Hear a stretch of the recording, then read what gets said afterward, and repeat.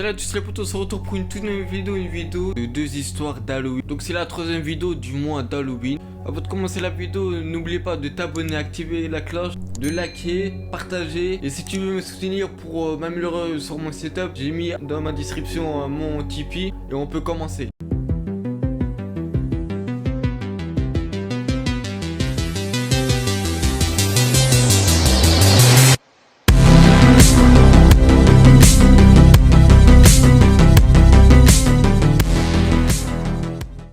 Les humains aussi peuvent lécher. Lisa est souvent toute seule dans sa grande maison autour d'un champ de maïs. Ses parents rentrent tard tous les soirs et ont donc décidé de lui acheter un chien pour la rassurer. Une nuit, pendant qu'elle dormait, elle est réveillée par un bruit d'eau qui goutte. Elle se lève et va fermer le robinet de la salle de bain. Puis elle retourne pour se coucher. Elle glisse sa main sous son lit et son chien lui lèche. Cela la rassure. Elle se fait réveiller par le même bruit. Elle décide d'aller resserrer le robinet dans la salle de bain. Elle revient pour se coucher et glisse de nouveau sa main sous son lit. Et son chien le lèche de nouveau.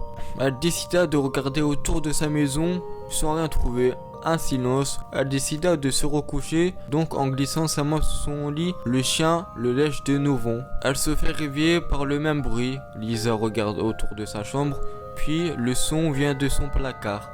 En l'ouvrant, elle découvre son chien égorgé, suspendu par les pattes arrière, se vidant lentement de son sang. Sur la porte du placard, un message écrit en lettres du sang. Les humains aussi peuvent lécher. Le tueur dans le siège.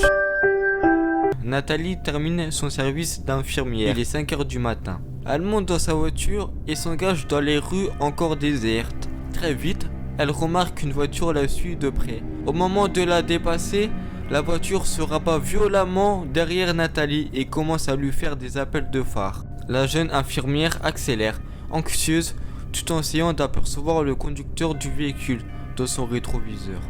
Les appels de phare continuent, frénétiques. Elle tourne à droite puis à gauche. La voiture la suit. Nathalie commence à paniquer. Que lui veut donc cette personne ? Elle arrive dans l'allée menant à sa maison.